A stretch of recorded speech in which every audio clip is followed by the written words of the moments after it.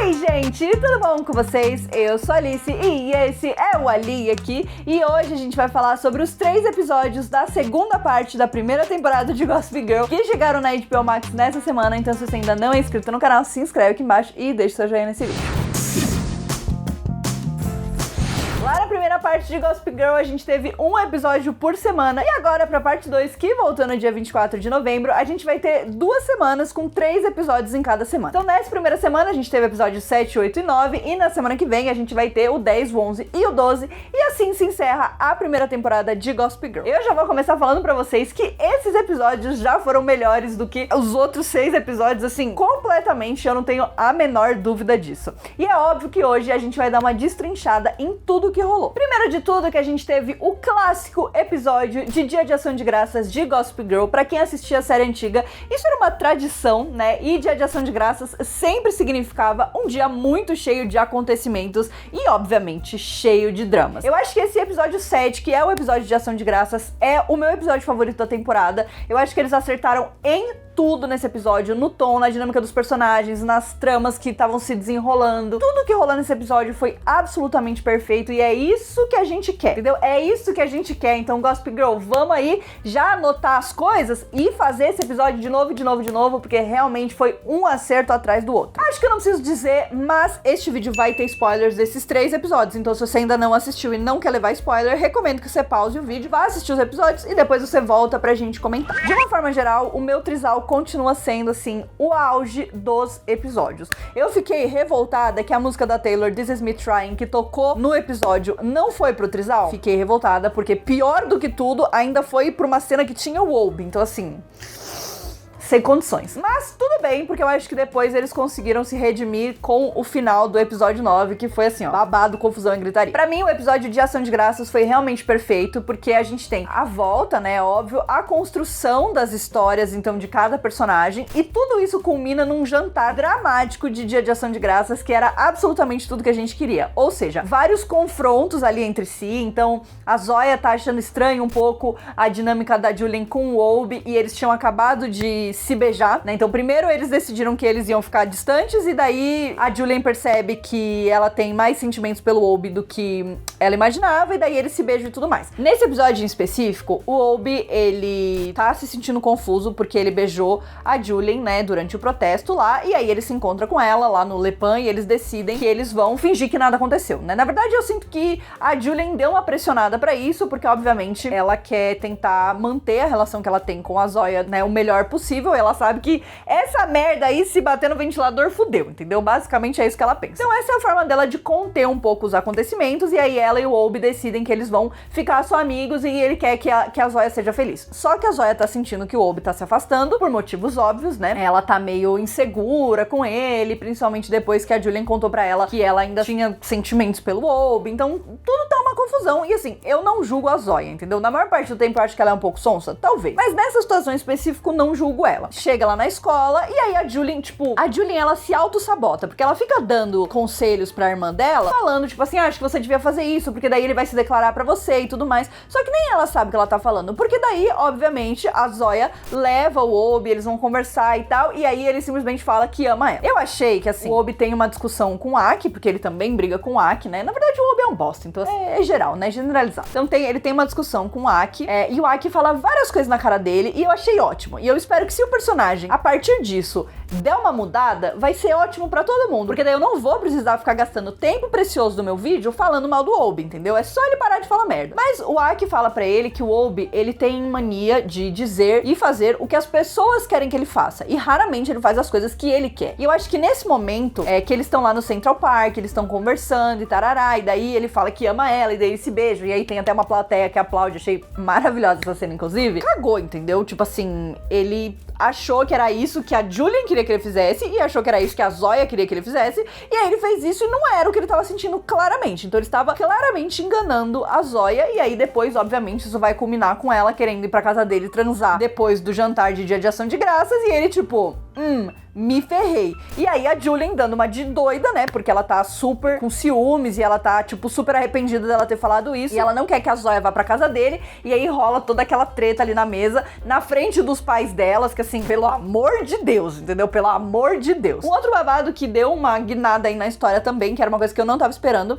é que a gente finalmente descobriu qual era o lance da treta entre o pai da Julian e o pai da Zoya. Então, o Nick e o Davis, a gente descobre que quando a mãe das meninas saiu e foi ficar com o Nick, e ela tava grávida e ia dar à luz a Zoya, Davis ainda era casado com ela, e aí ele impediu o Nick de entrar na sala de parto, porque teoricamente ele era legalmente o marido dela e ele poderia impedir outras pessoas de entrar. Então ele impediu, e aí ela morreu, e aí ele nunca mais viu a esposa e também não esteve presente para o nascimento da filha dele. Eu fiquei chocada com esse babado, entendeu? Acho que esse foi um dos melhores babados da série. Eu acho que finalmente explicou por que era toda aquela treta, porque óbvio, um cara tinha ficado com a mulher do outro, ok, mas tipo assim, precisava ter alguma coisa a mais pra justificar por que era tão complexo entre eles, né? E eu tava com medo de que fosse ser tão decepcionante quanto quando a gente descobriu qual que era o motivo lá da Zoya ter deixado a outra escola dela. Então ponto pra GG, porque nesse ela acertou. E daqui a pouco a gente vai falar mais sobre o pai da Julian. Vamos continuar focado aqui nas tramas do Dia de Ação de Graça. A namorada, então, do pai da Julian conta que ela está noiva. Inclusive, eu achei que foi um golpe baixo da parte dele, porque a Julian pergunta, né? Você tem planos e tal? E ele fala não, e na verdade, tipo, sim, né? Na verdade, ele já tinha pedido. Então, eu achei que foi meio errado da parte dele fazer isso, mas enfim. A gente já sabe que não dá pra confiar nesse homem, né? Ao mesmo tempo, a gente tinha outras tretas acontecendo com os pais do Max. Inclusive, achei essa dinâmica maravilhosa da mãe biológica dele chegar e tentar, né, tipo assim, lidar ali com a situação dos pais dele, que estavam brigando, que não estavam se falando e tudo mais.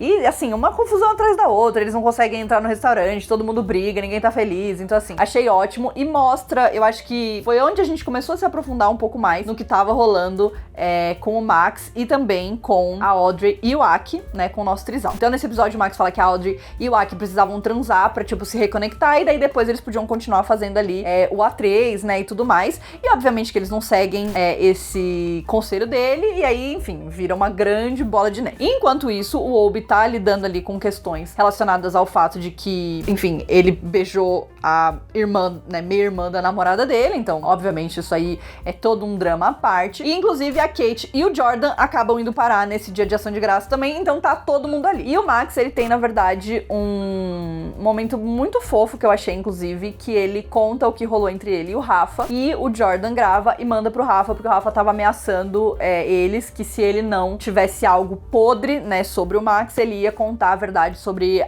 quem era a Gossip Girl. Particularmente, assim, eu gostei, porque eu acho que o Rafa, ele tava com muita cara de vilãozinho, e ele era só vilanesco e tal, e nesse episódio eu senti que a gente conseguiu se aprofundar um pouco mais, né? Mas eu também achei que foi, talvez, uma resolução meio fácil demais pras coisas. Acho que talvez, se isso tivesse demorado mais, teria sido mais legal, porque afinal ele estava mantendo a Gossip Girl, né, o Instagram da Gossip Girl como refém dele, e, enfim, mandando os outros fazerem o que ele queria. Era muito claro que o Rafa, ele tinha um único objetivo, que era livrar a própria pele, né, de todos os lances que aconteceram por conta do vídeo que o Max tinha. Talvez eles pudessem ter deixado isso rolar, né, por esses 3 episódios. E talvez até, de alguma forma, misturado essa história do Rafa com a história dos outros professores, meio que dando um golpe de estado e tirando a Kate do comando da Gossip Girl. Eu acho que talvez isso pudesse ter sido mais unido, assim, né, tipo assim, tudo pudesse ter feito parte de uma única coisa, mas ainda assim eu gostei, principalmente da ligação que ele faz depois, que ele fala que, vendo esse vídeo, ele percebeu, enfim, que ele tava cheio de problemas que ele precisava lidar, e aí ele pediu demissão e tudo mais. E aí eu acho que a gente vai só passar uma grande borracha nessa história e, tipo, é isso. Estou feliz? Sim, porque eu não gostava do Max com ele, não gostava dele e, tipo, obviamente ele era um cara extremamente tóxico e abusivo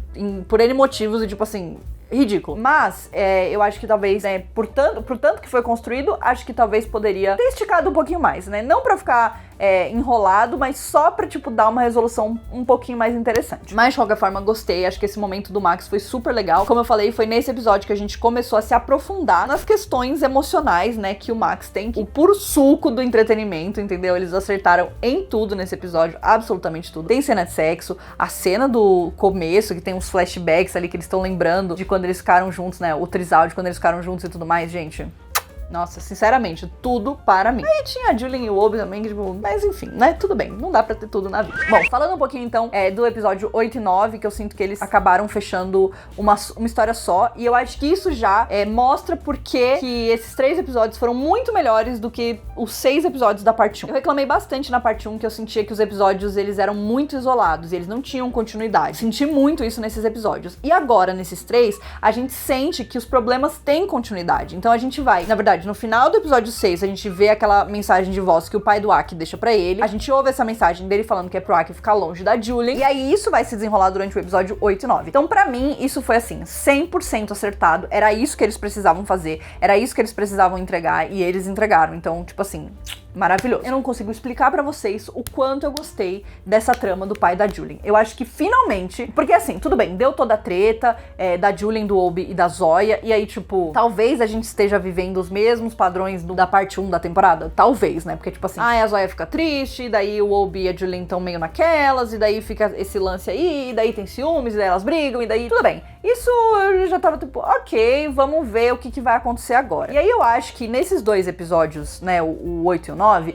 a gente entrou numa dinâmica interessante. Porque a Zoya, ela acaba se sentindo mal, e ela e a Julian se conectam por conta de algo horrível que tá acontecendo. E óbvio, isso é horrível, mas é muito legal que elas conseguiram ultrapassar essas diferenças, né, que eu acho que até a própria Zoya reflete muito sobre isso, e sobre como é horrível ela ter sido traída pela irmã dela, e como isso foi um golpe baixo pra ela. Mas ao mesmo tempo, ela encontra ali, né, um lugar onde ela consegue perdoar a Julian, pelo menos assim, nesse primeiro momento, né, óbvio que eu acho que elas ainda precisam conversar e falar sobre o que aconteceu e tudo mais, mas pelo menos nesse primeiro momento ela consegue abrir o coração dela pra ajudar a Julian pelo que ela tá passando. E em determinado momento a gente também tem a adição do Obi, e eu confesso que só essa mudança de dinâmica entre eles, só eles não estarem nesse triângulo amoroso tenebroso que tinha, que pra mim era uma coisa assim completamente desnecessária, isso já melhorou os personagens em 100%. Isso e óbvio a bronca que o Aki dá no Obi, porque assim, o Obi teve diversos comportamentos e atitudes e falas extremamente bifóbicas em relação ao Aki, mas eu acho interessante porque a gente já falou bastante sobre isso, mas é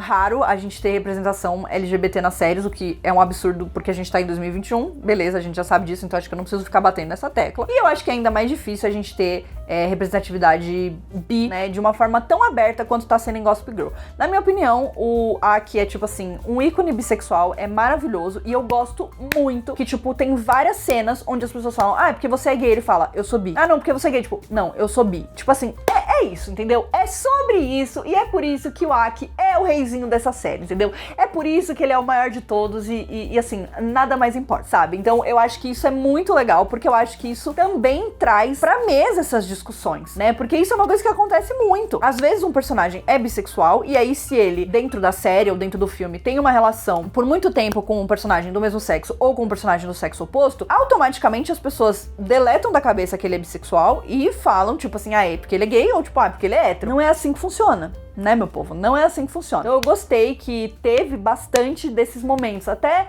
da mãe dele, que, tipo, tava vindo de um lugar onde ela claramente queria acolher ele, ela também não sabia exatamente como falar as coisas certas. Por mais que ela já tivesse ouvido, ela não tinha entendido. Então é legal que ela tem ali um momento que ela tá conversando com ele, ela fala, eu vou te aceitar, independente se você for gay ou você for hétero, e daí ele fala, eu sou bissexual. E aí, tipo, eu acho que é muito legal. Tem um momento também que o pai dele fala sobre... Ele fala alguma coisa, tipo, porque as suas preferências, e ele fala que não são preferências, é o jeito que ele é. Então, tipo, eu acho que é muito legal porque a gente tá tendo uma discussão sobre sexualidade e especificamente sobre bissexualidade, que é muito legal e que tá sendo tão aberta e tão bem colocada com todos esses níveis, né? Então, assim, tem o pai dele que não entende e usa isso a favor dele pra fingir que ele é o legalzão e o, tipo, o apoiador e tal. Tem a mãe dele que tá tentando aceitar e, tipo, tá tentando entender, né, as coisas. E tem o Obi, que é o melhor amigo dele e que tem, assim, a reação talvez mais clássica e esperada de uma pessoa hétero quando se conta da sexualidade, que é a pessoa, primeiro, achar que ele já teve algum tipo de sentimento pelo amigo, o que, tipo, ele poderia ter tido, então, né, óbvio, não é que, é impossível, nunca acontece, mas, tipo, se ele tivesse, talvez ele tivesse conversado com o Obi sobre isso antes, né, e no caso ele não teve, e aí o Obi, tipo, não, porque a gente dormia junto, tipo, meu filho, se oriente. né? Você se oriente. O Obi já não tá muito, né, na nossa, mas eu achei que foi importante ele ter exatamente essas reações e o Aki também entender que ele pode explicar e daí, tipo assim, olha, não gostei, não foi legal, me magoou, você foi um bosta, você foi um amigo horrível. E aí eles conseguem fazer as pazes, então, tipo, eu acho que tudo isso foi colocado muito bem dentro da série, lógico, na minha opinião, né? A cena do jantar que eles estão com a mãe do Obi e o pai do Aki também, assim, é uma das minhas favoritas, foi absolutamente perfeita. O Aki depois falando que defender os amigos e ajudar eles não era fraqueza, e sim, um ponto forte pra mim foi, assim, a cereja no topo do bolo, entendeu? Essa cena foi maravilhosa, eles se reconectando, o Aki falando assim, nossa, parabéns por ter falado uma coisa que finalmente é o que você acha de verdade. Sim, foi tudo, perfeito, maravilhoso, até me fez quase gostar do Obi, entendeu? Mas quase, mas chegou perto, mas não chegamos tão longe ainda, entendeu? Não chegamos tão longe ainda. Eu acho que realmente o outro episódio onde o Obi começa a ajudar a Julian e a Zoya foi um episódio onde eu senti um pouquinho mais também de simpatia por ele, onde ele não estava fazendo uma merda tão grande. Já tá valendo, acho que já dá pra ser um personagem suportável, entendeu? Dá pra gente suportar. Mas vamos ver, né? Tipo assim, tá ali no período de teste. Vamos ver nos próximos episódios se vai dar pra segurar essa onda pra ele ou não. Então eu vou ter que contar pra vocês na semana que vem, só exatamente o que eu tô achando. Além disso, então, a gente teve também o desenvolvimento do trisal, e isso é uma coisa que eu gostaria de falar, porque acho que é muito importante, que pra mim, teve um desenvolvimento excelente. Eu tô triste, de coração partido? Estou. Eu quero colocar o Max num potinho e salvar ele de todas as tristezas do mundo? Eu quero. Gente, foi muito difícil. O Max claramente tava tendo problemas, porque ele tava começando a gostar da Audrey e do Aki, e ele não sabia lidar com isso. E eu achei que isso também foi conduzido de forma perfeita dentro da série. Ele chamando a Luna pra dar a opinião dela, tipo assim, pra ser a terapeuta dele, foi perfeito. E ela olhava pra cara dele, tipo assim, com dó, porque ela já sabia o que tava rolando, que ele não conseguia, né, ficar de pau duro pra transar com a menina. Ela já sabia o que tava rolando, e ele tava tipo, não, mas eu não tô entendendo porque isso tá acontecendo. Então eu achei maravilhoso esse momento de descoberta dele. Eu acho que o Max, ele teve uma boa história, um bom desenvolvimento nessa parte, né? Ele é um personagem que, assim, pra mim é um dos melhores também da série. Eu gosto muito dessa dinâmica dele com os pais dele, né? De todos os problemas que ele tá passando, de ver os pais se separando e tudo mais. E aí também no episódio 9 a gente tem um momento super fofo, que é o que eu tava falando pra vocês, que ele vai com o pai dele, que ele tá ajudando ali a Julian, e eles vão ali pra casa de infância do pai dele, e ele ouve o pai dele contando a história sobre como ele não falava as coisas que ele queria, ele deixava passar esse tipo de coisa, e aí ele dá esse conselho pro Max, e o Max decide que ele vai contar pro Aki e pra Audrey sobre como ele se sente. E aí a gente tem, gente, pelo amor de Deus, o momento mais depressivo desses 3 episódios foi esse momento final, tocando Traitor da Olivia Rodrigo, que tipo assim, essa música bate lá no fundo, entendeu? E o Max chegando, e a Audrey e o Aki falando tipo assim, ai, a gente teve 2 encontros, né, porque eles saem lá, o Aki sai com o boyzinho Rex, e a Audrey sai com o menino que é barista, e aí eles dão uns beijinhos e tal, mas não passa disso, o que eu fiquei aliviado, confesso, mas eu gostei que teve essa dinâmica deles também testando ali os limites do relacionamento, né, tipo, da Audrey falando, ah, você pode sair com o cara e eu não posso sair, tipo, se a gente vai ter um relacionamento aberto, vai ser aberto pros dois, e se não, a gente vai ter um relacionamento fechado, que eu achei maravilhoso, entendeu? É isso aí, você coloca ali as coisas na mesa, sabe? Então, tipo, foi super legal essa parte, e aí eles falando que eles tinham descoberto que eles não queriam, não precisavam de mais ninguém, e os dois só eram suficientes, e eu, assim, deu pra ouvir o coração do Max se partindo nessa cena, e eu, sério, pra mim foi muito difícil, gente, eu queria realmente guardar ele, proteger ele, guardar ele num potinho, porque, pelo amor de Deus, sabe, assim, não tem condição alguma de lidar com isso, tipo assim, zero condição. A gente teve uma pequena participação da Luna e da Monet, eu confesso que ainda tô esperando, de novo, aquela coisa, da mesma coisa da parte 1, ainda tô esperando darem alguma história pra elas, mas eu gostei que a gente viu de novo um pouco mais da amizade, bem pouco, né, mas um pouco da amizade da Luna com o Max, acho que isso foi uma parte legal. A Monet, ela fez as pazes com a Julian, né, e elas também apoiaram a Julian no momento ali que ela tava passando por problemas e tudo mais, então eu achei que foi legal, mas vamos lá, né, tipo assim, eu sei que elas teoricamente são as personagens de suporte só, né, mas vamos tentar, então vamos tentar ir lá, né? Mas o que eu tava querendo falar era sobre a história do pai, então, da Julian. Então começa uma história de que ele teria abusado de uma menina, e que essa moça, né, essa mulher, na verdade, estaria pronta pra falar sobre o que aconteceu e tudo mais, ia denunciar ele e tal, e a Gossip Girl recebe essa informação, porque a noiva dele conta pra Kate durante o jantar de ação de graças. Ela se sente ali, né, a Kate se sente num dilema moral, mas ela é pressionada pelos outros professores pra postar, e daí ela posta, e aí o negócio vira uma loucura. Então a Julian primeiro fica em choque, depois ela conversa com o pai dela, e daí ele fala que não é verdade, e ela fica com essa pulga atrás da orelha. E eu acho que também é importante a gente ter isso, porque a gente teve a Zoya nesse momento tendo uma reação super compreensível, porque obviamente tudo que ela falou é verdade, sobre quantas vítimas não contam a verdade, sobre a porcentagem de casos em que as coisas são mentira, né, de que as alegações são mentira, tudo isso que ela falou é verdade. Mas a Zoya, ela tem, e ela sempre teve isso, né, essa coisa dela ser super militante, dela ser super engajada nas coisas e tudo mais, e às vezes ela falha em ver o quadro inteiro, né, e nesse caso principalmente eu acho que esse debate foi super, super importante, porque o pai dela falou, tipo, eu entendo tudo isso, mas você precisa conversar com sua irmã, você precisa apoiar ela, você precisa estar lá pra ela, porque é o pai dela. Eu acho que essa discussão foi extremamente importante, o jeito que eles colocaram, a forma com que eles mostraram todos os lados, né, o lado da Julian que não queria acreditar e que queria acreditar que aquilo era mentira, e que ela acredita, né, e ela realmente acredita, e ela vê ali, ela fala, porque é inveja, porque elas não têm o que ele tem, porque elas queriam ter, tá. Existe esse lado, e existe também o lado, 99% dos casos, é verdade, né, independente do cara ser o cara mais legal, do cara ser incrível, dele ser o seu pai, o seu tio, né, tipo, as coisas acontecem dessa forma. Então eu acho que eles conseguiram, assim, trazer esse debate de uma forma que até você fica se questionando, tipo, meu Deus, qual é a resposta certa dentro dessa situação, né? Então eu achei que eles conseguiram, realmente, assim, foi on point. Pra mim foi on point toda essa história, desde a reação da Zoya até a primeira treta dela com a Julian, até o momento onde a Julian encontra as provas e sente que tem alguma coisa errada e percebe que tem alguma coisa errada. Então, assim, eu achei tudo isso maravilhoso. Ainda por cima, eles conseguiram colocar a pressão da Julian de se pronunciar sobre isso publicamente, já que ela é uma figura pública. Acho que eles poderiam ter desenvolvido um pouco mais isso, mas ainda assim, eu achei muito, muito, muito bem feito, muito bem amarrado. Pra mim, colocou a Julian e a Zoya num patamar que elas não tinham chegado até então, porque pra mim, as tramas delas eram extremamente fúteis, chatas, que, assim, não adicionavam nada na história, na minha opinião. Então, pra mim, assim, aqui, elevou o patamar da série, elevou o patamar da história, elevou o patamar dos personagens, e eu, assim, achei perfeito. Acho que foi tudo bem conduzido. O momento onde eles começam a criar dúvida na nossa cabeça, tipo, será que é isso mesmo? Será que ela tá mentindo?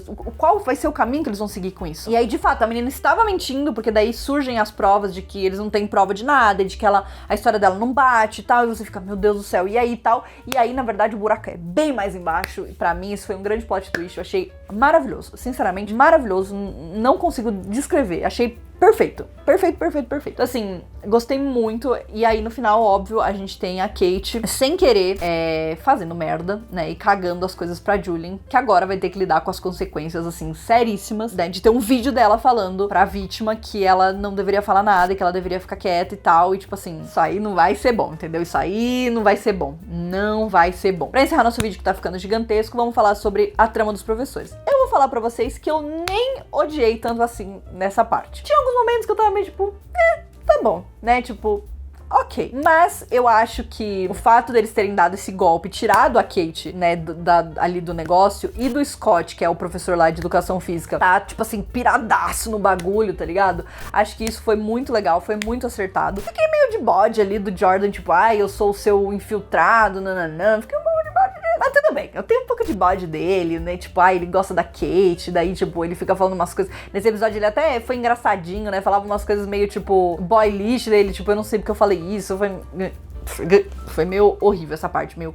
Eu acho que eu só aceitei, né? E aí eu acho que nessa segunda parte eles também conseguiram dar mais sentido pra ela. Tanto dela falando que... dela tendo essas questões morais dela mesma, né? E dela percebendo que as coisas que ela tava fazendo teriam muito mais impacto do que ela imaginou que teriam. Então tem ali uma questão ética que é muito interessante. E do fato de que agora a gente tem professores que não estão nem aí. O Scott e o Andy, tipo assim, eles querem ver o circo pegar fogo. Pra eles é isso. Assim, perderam totalmente a mão de tudo. Então eu acho que isso torna tudo mais interessante. A chave de ouro seria se eles terminassem essa temporada com alguém desconhecido assumindo a Gossip Girl, e aí a gente ficando com esse mistério pra segunda temporada. Acho que seria a forma perfeita de terminar essa temporada, né? Depois que, enfim, der todo esse rolo, porque obviamente vai dar um rolo, né? Porque teve esse negócio da live, das pessoas perseguindo a Julian pela cidade e tal, que foi bem intenso. E aí, da Kate cagando tudo, e com certeza que ela vai ficar se sentindo culpada e tudo mais, e aí a gente vai ter mais questões morais e éticas rolando aí. Então acho que essa discussão pode sim se tornar interessante com os próximos 3 episódios, mas eu acho que precisa ter um plot twist da Gossip Girl no final pra gente falar, beleza, vamos esperar aí essa segunda temporada pra ver o que vai rolar. É isso, esse seria o meu sonho. Vai acontecer? Não sei. Mas semana que vem a gente descobre. Bom, já falei demais, assim, tinha muita coisa pra falar, mas já falei bastante. Quero muito saber o que vocês acharam desses 3 primeiros episódios, então deixa aqui nos comentários pra mim. E não esquece que semana que vem a gente tem análise dos 3 últimos episódios da primeira temporada de Gossip Girl.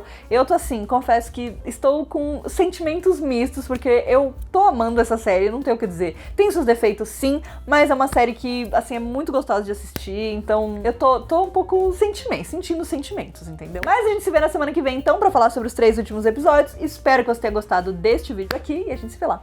Um beijo!